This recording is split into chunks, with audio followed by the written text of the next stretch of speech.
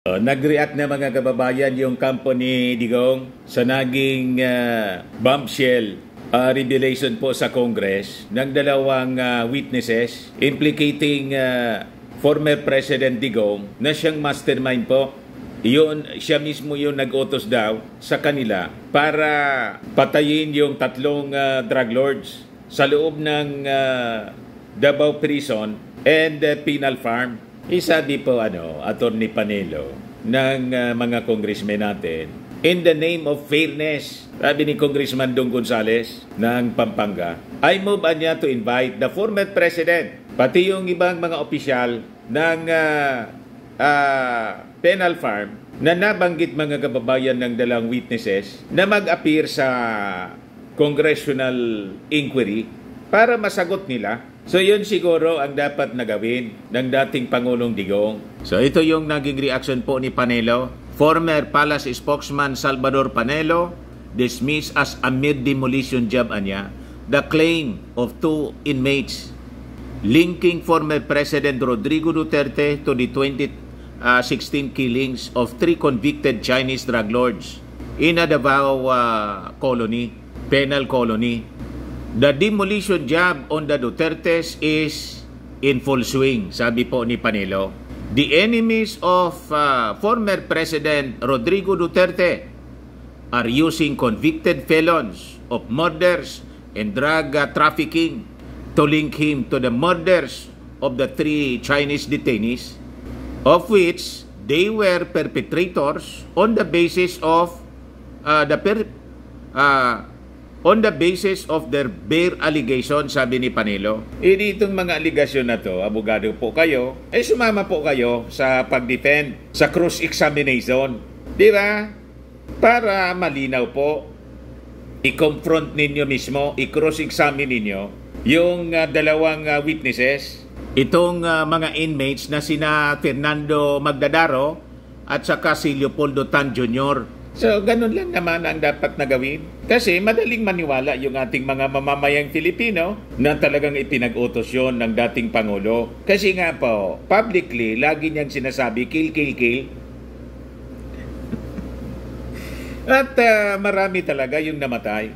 Kaya nga po, may kaso yung dating Pangulo, kasama si Bato, si Bongo, pati si Inday, sa International Criminal Court. At malamang, sa walang tigil ninyong panggugulo na mga taga-nausog, destabilization sa ating gobyerno, magbago ang posisyon ng ating Pangulo sa ICC.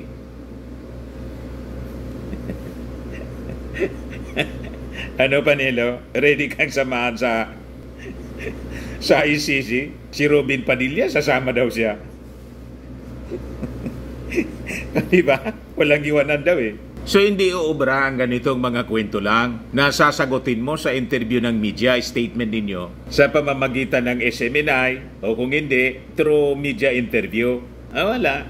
Kailangan po sinumpa ang salaysay din. Kasi yung akusasyon, yung pag-implicate po ng mga witnesses, sinumpa ang salaysay.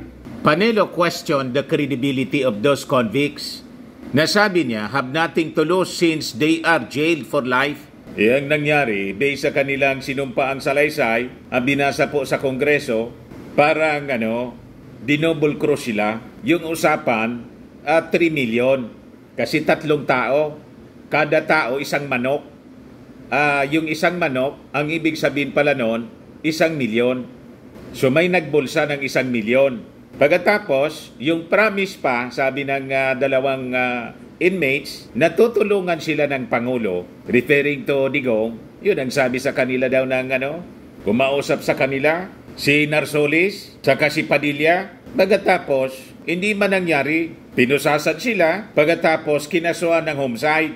Kasi pinalabas pala, altercation yung cause ng pananaksak, hindi yung planado. Premeditated murder po yung ginawa. Narinig ko niya yung kausap ni Padilla, Superintendent Padilla, na siyang jail warden doon. Kausap niya yung Pangulo, kinongratulate pa niya. Ayan ang sabi doon sa testimony. Tinanong pa, kirinos examine ni Dong Gonzales, congressman, Paano mo niya nasabi na yung presidente yung kausap? Kilala ko niya yung boses kasi isang dangka lang yung distansya ko, naglalakad kami. Nang may tumawag, na bosisan ko niya, boses talaga ng Pangulo. Kasi naririnig ko siyempre sa media, sa telebisyon, yung boses ng Pangulo. Talagang si President Duterte anyan yung nag-utos.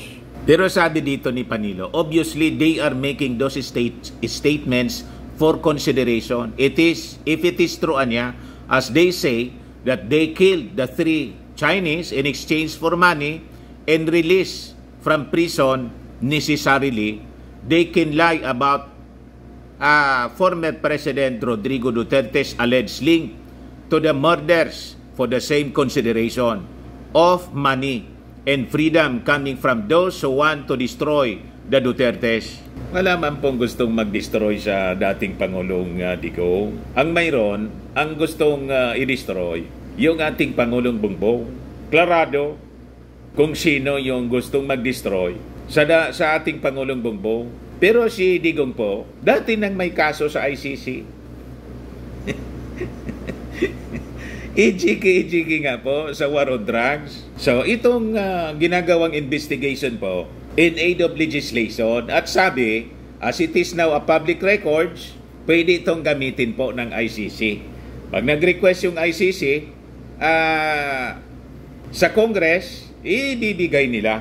So maganda na sagutin dito pa lang mga kababayan sa congressional investigation para yung side ng ating Pangulo hindi na niya kailangan kalad ka rin pa papuntang ICC sa dahig. Dito pa lang din na idepensa na niya yung kanyang sarili. Di ba, Atty. Panelo? At yung mga mamamayang Pilipino, pati yung mga Marcos loyalist, andang makinig sa inyong kwento. Lagi kayong katabi ng ating Pangulo, ng dating Pangulong Digong. Para kung medyo may mga palya-palya sa kanyang mga kwento, di kayo na po yung mag-expound. Diba? Tulad ni Atty. Harry Roque, kasama kanina sa guest sa Pogo investigation naman. Kung si Atty. Harry Roque nga inarap, kaya lang masusukol na si attorney. Binobosisi ng Congress yung yaman ni attorney ngayon. Yung sweldo, magkano yung sweldo mo nung congressman pa. Tapos nung ikaw ay naging spokesman, 200,000 na niya. Siguro ang objective ng mga congressmen para ma-establish kung saan kumukuha ng milyon-milyon. Para i-invest sa negosyong Pogo. Paano nagawa mga kababayan ni Harry Roque na maglibot sa buong mundo kasama yung companion? Anyway, balikan natin yung kwento ni Panelo. So yun ang punto ni Panelo. Nating tulos niya ito mga inmates kasi nakakulong na. May tama ka rin. Pero mas tama kung sagutin ng dating Pangulo. Imbitado naman siya matapang naman at matalino. Gusto ngang makipag-debate ni Digong noon kasi nagalit siya kay Senior Associate Justice Antonio Carpio. Kaya lang yung challenge niya hindi man natuloy. Sa issue ng West Philippine Sea, maiisog kayo. So harapin ninyo yung Congress. Ano man yung Congress, kayang-kaya yan ng dating Pangulong Digong at ni Panilo. Magagaling kayo at matatapang. Maiisog nga Face the music. Kasi hindi lang ito, mga kababayan, na tungkol sa Pogo, EJK, War on Drugs. May bago naman po na iimbestigahan na gustong isama na dito sa congressional investigation. Ano yun, Mr. Maravillas? Yung utang po na trilyon ni Digong. Talaga niya, Mr. Maravillas. Ito ngayon yung sinabi ni Congresswoman Garin. Yung pandemic po, sabi dito, sa Impact Leadership po siya, Congress should investigate niya the Duterte administration 7.2 trillion debt, sabi po ni Congresswoman Garin ng Iloilo. Dapat niya itong busisiin. The 7.2 trillion debt accumulated during the Duterte administration to determine how the funds were used and whether they genuinely benefited anya yung ating bansa which was grappling with the effects ng BIDCO, pandemonium. Sabi po ni Garin, yung loans anyang pinasok ng gobyerno during the Duterte administration are a very serious matter impacting future generations and potentially more. She stressed the importance of scrutinizing the debts, noting that blanket authority should not be granted as was evident during the pandemic when borrowing was widespread anya. She pointed out that a significant amount was borrowed for itong kulam, bakulam, which she deemed inappropriate. Garin understood that loans should be handled with utmost care anya and criticized the casual approach to borrowing and repayment. Nung pandemic anya kasi, parang naging excuse na umutang kaliwat kanan. Nakita naman natin na ang daming inutang para sa bakuna. Again, a no-no. Loan should be dealt sacredly. Kasi minsan, madaling umutang. Pagkatapos, bahala na si Batman sa bayaran. Ang dami nating problemang kinakaharap.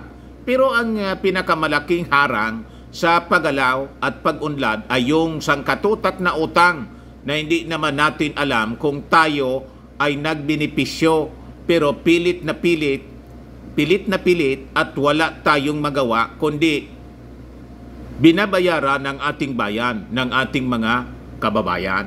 Tama.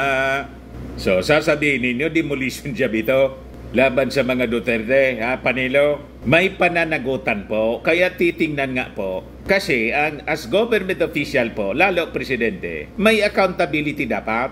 Alam niyo yan eh. Ito pa yung sinabi ni Garin. Patong-patong pong kaso to. Duterte admin opened up Philippines to Chinese criminals. Sabi po niya, inayaan niya yung entry of Chinese nationals who are considered criminals in their own country sa pamamagitan ng Pogo. Sabi po ni Garin, yung Pogo niya illegal sa China. And yung mga involved niya dito face severe punishment including imprisonment or even execution. Kaya kini-question ni Garin the Duterte administration's decision to legitimize Pogos in the Philippines despite their illegal status niya in China, pointing out that while the Philippines maintains numerous trading partnership with China, it is troubling that the country was open to individuals wanted for illegal activities in their homeland. Yan po ang sabi ni Congresswoman Janet Garin. Ngayon nga po, yung isang yung mayor na na-dismiss, si Alice Goo, tumakas na. Pero yung yung latest ngayon, yung mga kasama niya sa Indonesia, nahuli at pinag-utos na ng ating Pangulong Bongbong Marcos na pabalikin. Ito na nga po yung latest sa ABS-CBN. Sabi dyan, Sheila Goo and Cassandra Leong, companions of former Bamban Tarlac Mayor Alice Goo, brought back to the Philippines after being handed over by the Indonesian authorities.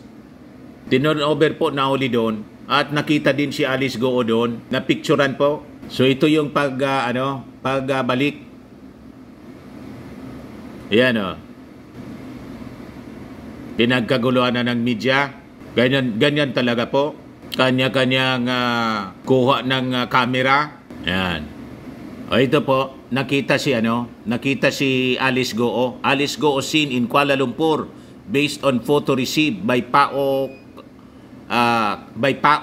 Kuala Lumpur pala. Ito yung maglanding siya doon. So sabi dyan sa balita, government working on urgent return of Sheila Goo, Cassandra Ong to the Philippines. Pinag-utos mismo ng ating Pangulo. Kaya ito na siya, nakabalik na.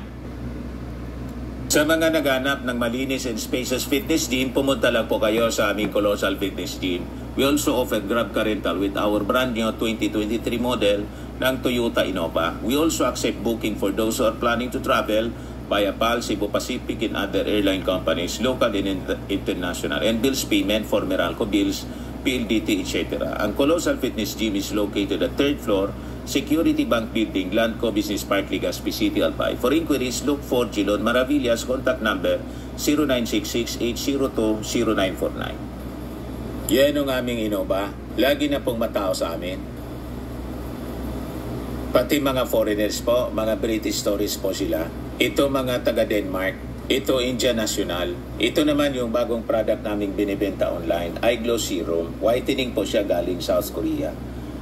Tingnan ninyo epekto sa aking anak na architect entrepreneur. Sa mga inquiries ninyo, dumiretso na lang kayo sa kanyang messenger, Riz Maravillas on FB. Ito naman po, Firmax Firming and Lifting Cream, pinapay po sa mga pulses and affected area. Mainam po ito sa mga pains at paninigas na mga kaso-kasuan.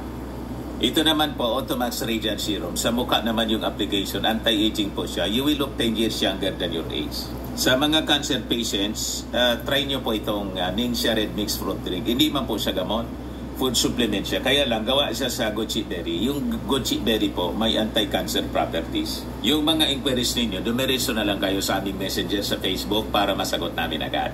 Ayos pa? Ako po si Dante Maravillas.